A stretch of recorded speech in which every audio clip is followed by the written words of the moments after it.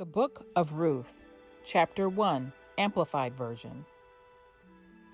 In the days when the judges governed Israel, there was a famine in the land of Canaan, and a certain man of Bethlehem in Judah went to live temporarily in the country of Moab, with his wife and his 2 sons. The man's name was Elimelech, and his wife's name was Naomi, and his 2 sons were named Mahlon and Chilion. They were Ephrathites from Bethlehem in Judah. They went to the country of Moab and stayed there. Then Elimelech, Naomi's husband, died, and she was left a widow with her 2 sons. They took wives from the Moabite women. The name of the one was Orpah, and the name of the other was Ruth. They lived there about 10 years, and then both Mahlon and Chilion also died. So the woman Naomi was left without her 2 sons and her husband. Then she set out with her daughters-in-law to return from the country of Moab, for she had heard in Moab how the Lord had taken care of his people of Judah in giving them food. So she left the place where she was living, her 2 daughters-in-law with her, and they started on their way back to the land of Judah. But Naomi said to her 2 daughters-in-law, "Go back, each of you, return to your mother's house. May the Lord show you kindness to you, as you have shown kindness to the dead unto me. May the Lord grant that you find rest, each one in the home of her husband." Then she kissed them goodbye, and they wept aloud. And they said to her, "No, we will go with you to your people in Judah." But Naomi said, "Go back, my daughters. Why should you go with me? Do I still have sons in my womb that may become your husbands? Go back, my daughters. Go, for I am too old to have a husband. If I have said, I have hope, and if I actually had a husband tonight and even gave birth to sons, would you wait until they were grown? Would you go without marrying? No, my daughters, for it is much more difficult for me than for you, because the Lord's hand has gone against me." Then they wept aloud again, and Orpah kissed her mother-in-law goodbye, but Ruth clung to her. Then Naomi said, "Look, your sister-in-law has gone back to her people and to her gods. Turn back and follow your sister-in-law." But Ruth said, "Do not urge me to leave you or to turn back from following you. For where you go, I will go, and where you lodge, I will lodge. Your people shall be my people, and your God my God. Where you die, I will die, and there I will be buried.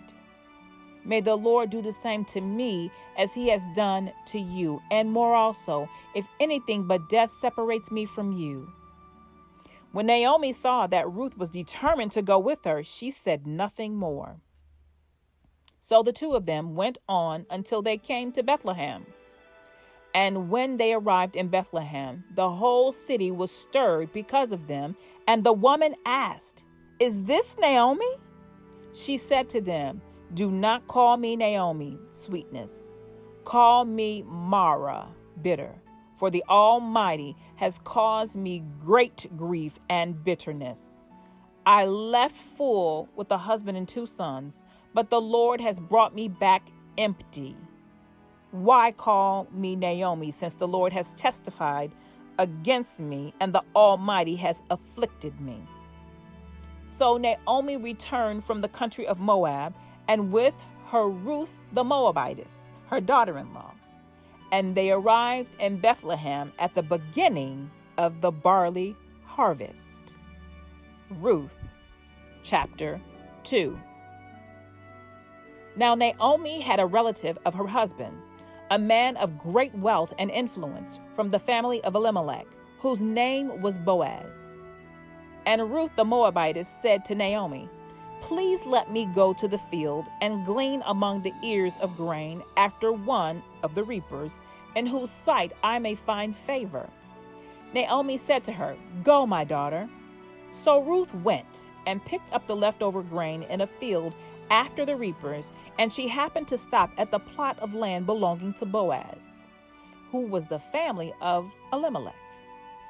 It was then that Boaz came back from Bethlehem and said to the reapers, "The Lord be with you." And they answered him, "The Lord bless you."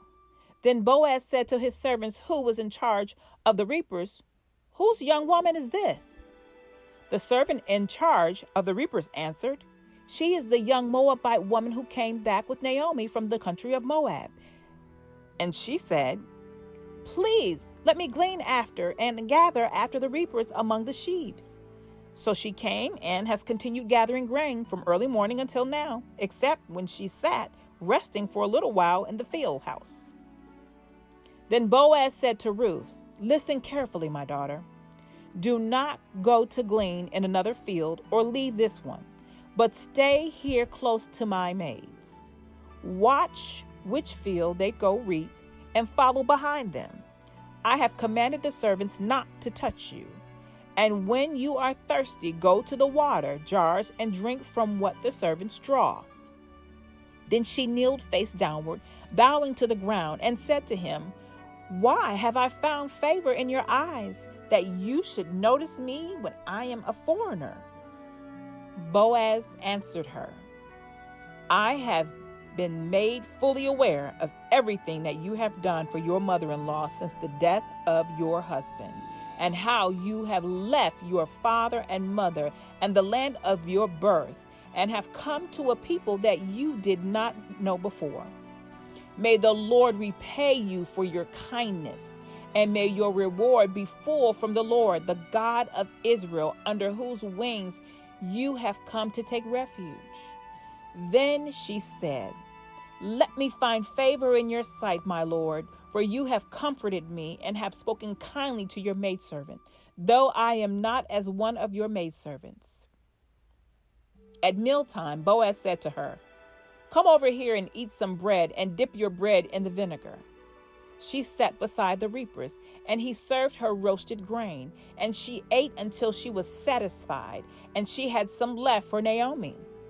When she got up to glean, Boaz ordered his servants, "Let her glean even among the sheaves, and do not insult her.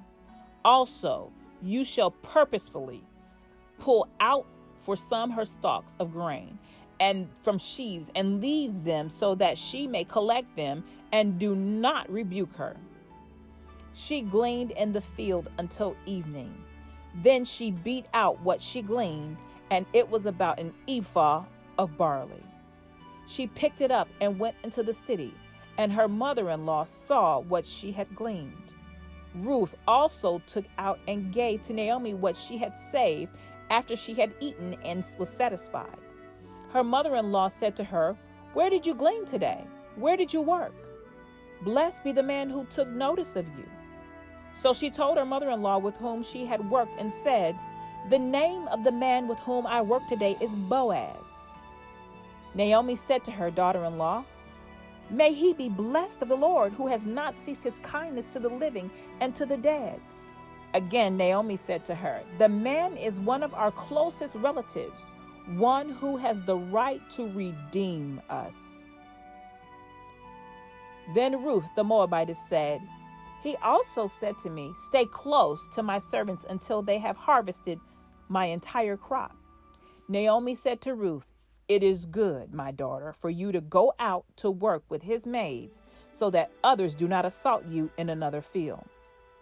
So she stayed close to the maids of Boaz, gleaning until the end of the barley and wheat harvests, and she lived with her mother-in-law. Ruth, chapter 3. Then Naomi, her mother-in-law, said to Ruth, "My daughter, shall I not look for security and a home for you, so that it may be well with you? Now Boaz, with whose maids you were working, is he not our relative? See now, he is winnowing barley at the threshing floor tonight. So wash and anoint yourself with olive oil, then put on your best clothes and go down to the threshing floor. but stay out of the man's sight until he has finished eating and drinking. When he lies down, notice the place where he is lying, and go over and uncover his feet and lie down. Then he will tell you what to do." Ruth answered her, "I will do everything that you say." So she went down to the threshing floor and did just as her mother-in-law had told her. When Boaz had eaten and drunk, his heart was happy. He went to lie down at the end of the stack of grain.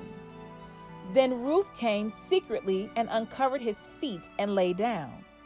In the middle of the night, the man startled, and he turned over and found a woman lying at his feet. So he said, "Who are you?" And she answered, "I am Ruth, your maid. Spread the hem of your garment over me, for you are close relative and redeemer." Then he said, "May you be blessed by the Lord, my daughter. You have made your last kindness better than the first, for you have not gone after young men, whether poor or rich. Now, my daughter, do not be afraid. I will do for you whatever you ask, since all my people in the city know that you are a woman of excellence. It is true that I am your close relative and redeemer. However, there is a relative closer to you than I. Spend the night here, and in the morning, if he will redeem you, fine, let him do it. But if he does not wish to redeem you, then as the Lord lives, I will redeem you. Lie down until the morning." So she lay at his feet until the morning, but got up before anyone could recognize another. Boaz said, "Do not let it be known that the woman came to the threshing floor last night." He also said, "Give me the shawl you are wearing and hold it out." So Ruth held it, and he measured out 6 measures of barley into it and placed it on her. And she went into the city. When she came home, her mother-in-law said, "How did it go, my daughter?" And Ruth told her everything that the man had done for her. She said, "He gave me these 6 measures of barley, and he said to me, 'Do not go back to your mother-in-law empty-handed.'" Then Naomi said, "Sit and wait, my daughter, until you learn how this matter turns out, for the man will not rest until he has settled it today." Ruth, chapter 4.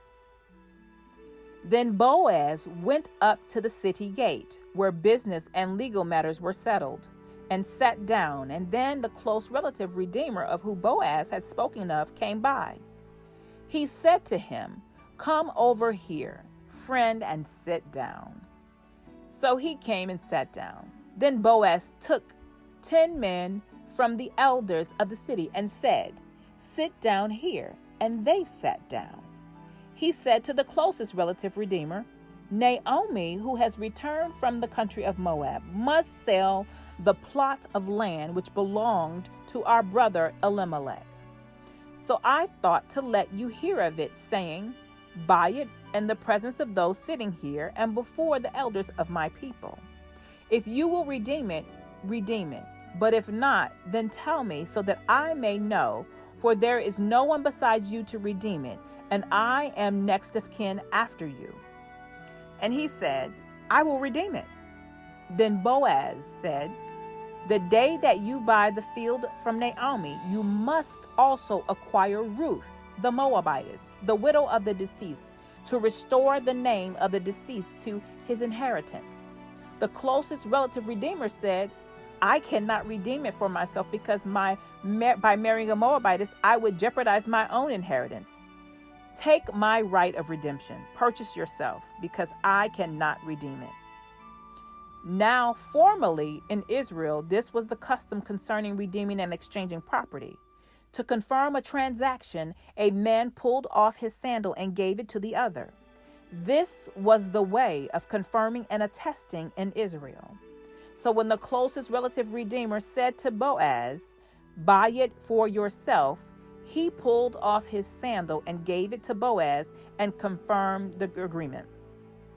Then Boaz said to the elders and to all the people, "You are witnesses this day that I have bought everything that was Elimelech's and everything that was Chilion's and Mahlon's from the hand of Naomi. I have also acquired Ruth the Moabitess, the widow of Mahlon, to be my wife, to restore the name of the deceased to his inheritance, so that the name of the deceased will not be cut off from his brothers or from the gate of his birthplace. You are witnesses today." All of the people at the gate and the elders said, "We are witnesses. May the Lord make the woman who is coming into your house like Rachel and Leah, the two who built the household of Israel. May you achieve wealth and power in Ephratah and become famous in Bethlehem. Further, may your house be like the house of Perez, whom Tamar bore to Judah, because of the offspring which the Lord will give you by this young woman." So Boaz took Ruth, and she became his wife, and he went into her, and the Lord enabled her to conceive, and she gave birth to a son. Then the woman said to Naomi, "Blessed is the Lord, who has not left you without a redeemer, grandson as heir, today, and may his name become famous in Israel. May he also be to you one who restores life and sustains your old age. For your daughter-in-law, who loves you, is better to you than 7 sons, has given birth to him." Then Naomi took the child and placed him in her lap, and she became his nurse. The neighbor women gave him a name, saying, "A son, grandson, has been born to Naomi." They named him Obed, worshiper.